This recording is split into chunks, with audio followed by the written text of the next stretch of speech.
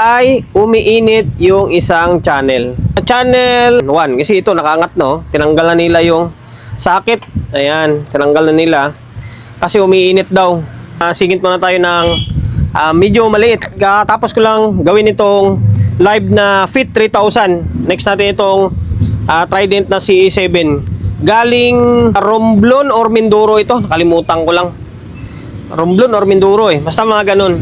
Kailangan ko isingit ito kasi iuwi na ito. Iuwi na naman to na pabalik ng nakalimutan ko lang kung buning busing eh. Mindoro or Romblon. Basta mga ganung area siya. Trident CE7. Issue. Hulaan nyo kung anong issue. Ano ba bang issue? Ulit-ulit lang din naman ang video natin dito. Issue nito ay umiinit yung isang channel. Okay? Umiinit yung isang channel. Channel 1. Kasi ito nakaangat, no? Tinanggal na nila yung sakit. Ayan, tinanggal na nila. Kasi umiinit daw. Ngayon, disclaimer muna tayo.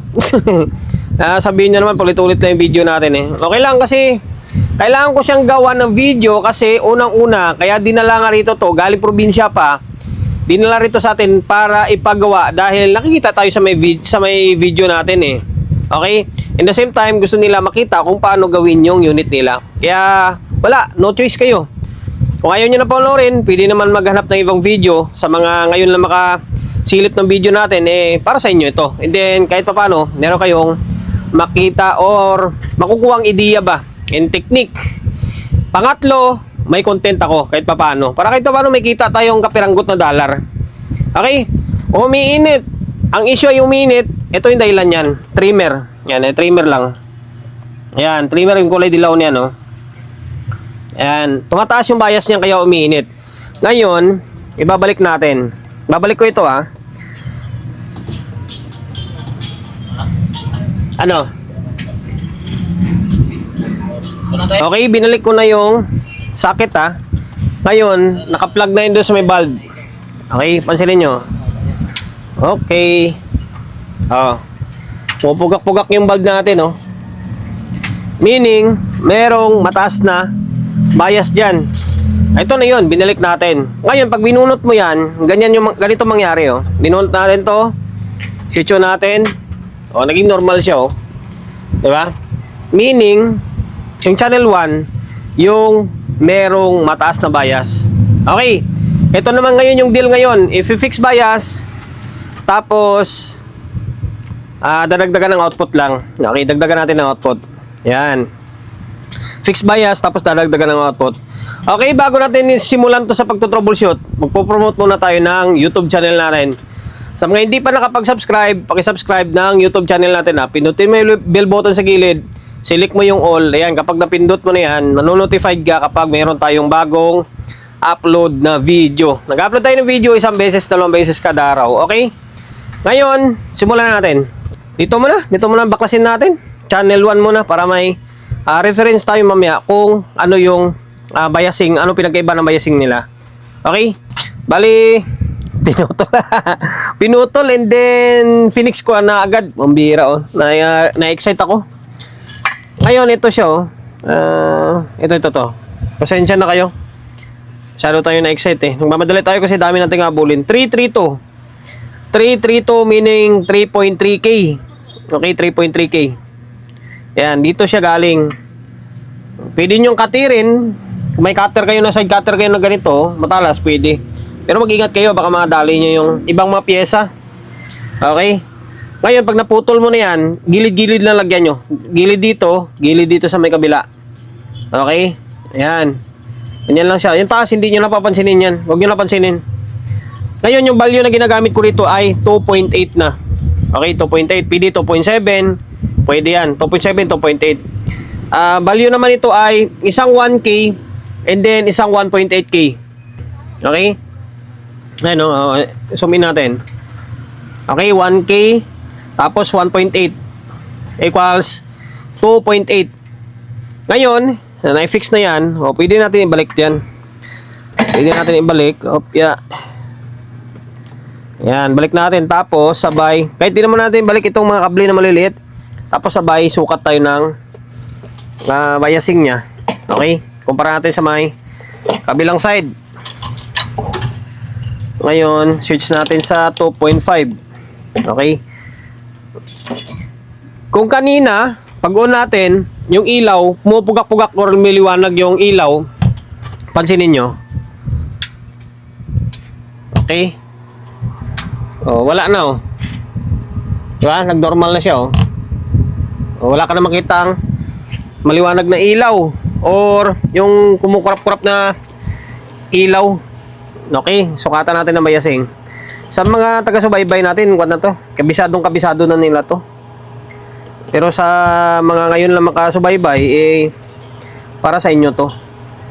O ayan, 2.6. Tik na.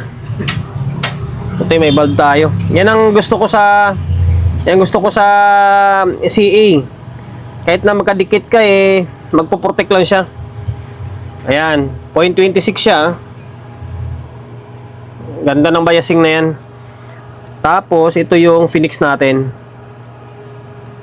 Oh, parang parang sinukat to. Walang labis, walang kulang. Ito, yan oh, naka-cut pa yan ha. Yan, naka-stack pa yan ha, yung kulay dilaw niya no. 'Di ba? Pares na parehas yung bias nila. Oh. Okay. Ngayon, ang gagawin natin, i-fix na rin natin to. Fix natin to. Tapos, mag-add tayo ng power transistor. Wala nang kinit-init yan. Nakabaklas na yung dalawa. Channel 2. Saan yung channel 2 natin? Ito. Ayan. Naka-fix bias na siya. Oh. Same lang din ang ginamit natin sa isa. 1.8K tapos 1K. Equals 2.8 yan. Okay, tapos nag-add na tayo ng power transistor. Ito to. Yan oh. Sana? Ito. Yan. Ito, C5200 and then A943. Yan, A1943. Malabo lang yung sulat. Bunot lang to eh. Kumuha lang tayo sa ibang mga old stock natin dito.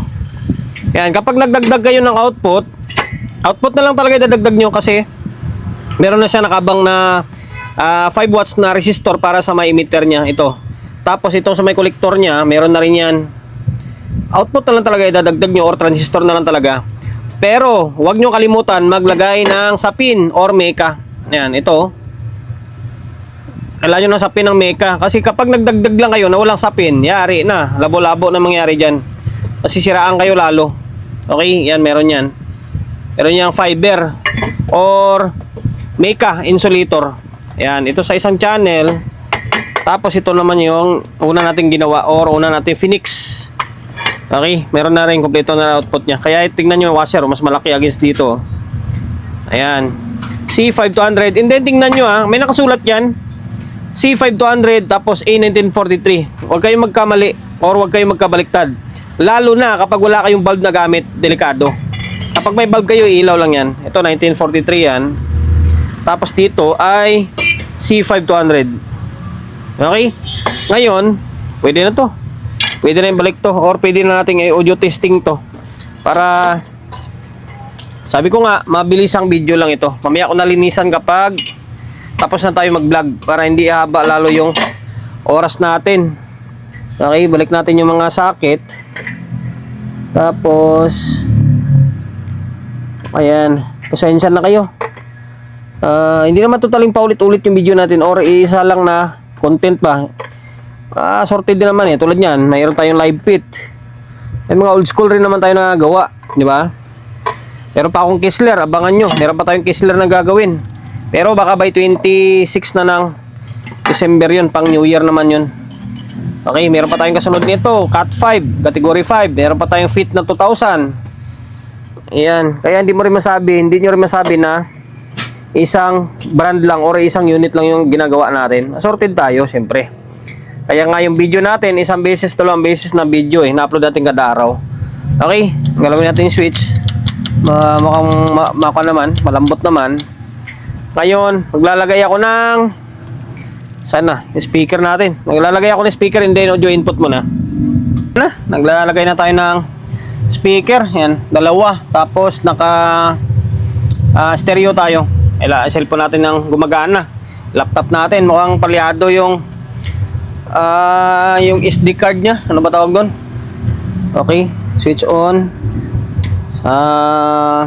Stereo sa ilalim. Okay, stereo. Okay, meron. Tapos channel 2. Okay, meron. Tapos mono or parallel sa gitna. Okay, meron. Yung design nito is 1 volume, 2 channel lang gagana kapag nakaparallel ka. Same sila sa may bridge. Okay? Ayan oh, 2 channel lang gumagana oh. Okay, goods na. Ano pa bang gagawin natin dito? Kulang na lang dito is linisan ko. Yan lang guys, nagmumukha lang siyang madali tingnan or panoorin sa may video ko kasi nga kabisado ko na kung paano siya gawin. Di ba? Diretso na lang ako, kumbaga direkta na ako eh. Cutting ng trimmer, tapos sabay baon na lang ng fixed bias na ginamit ko or yung resistor na gagamitin. Pero kapag hindi mo kabisado yan, siyempre mangangapa ka ngayon yan. Anong value gagamitin mo? Anong proseso ang gagawin mo, di ba? Kaya gumagawa tayo ng video ng ganito para kahit papano mas mapabilis yung trabaho nyo. Okay, rektahan na lang agad. Hindi man ako ganun gagaling magpaliwanag. Pero yung way ng rektahan ko na gawa is, kanyan, kumbaga makukuha nyo rin naman yan. And then, mas mabilis, di ba? Ganun din naman proseso niyan. Ipaliwanag natin ng mahaba yan. Kung yun pa rin naman ang pupuntahan niya, di ba? Sayang naman yung oras. Okay? And then, dahil nakapagbigay idea ako sa inyo at hindi ka pa rin nakapag-subscribe dyan, pakisubscribe na ang YouTube channel natin. Pindutin mo yung bell button sa gilid. Select mo yung all. Yan, kapag napindot mo na yan, manonotified ka kapag meron tayong bagong upload na video. Okay? Nag-upload tayo ng video, 1 beses, 2 beses kada araw. Bali, kulang na lang dito. Alinisan natin. Ayun na, naka-kompleto na yung output. Tapos naka-fixed bias na yan. Okay, yung fuse, wala naman tayong dadagdagan na fuse eh. Pwede na ibalik ito ng somewhere Mindoro yata ito or Romblon eh. Okay, hanggang dito na lang. Peace and then God bless sa atin lahat.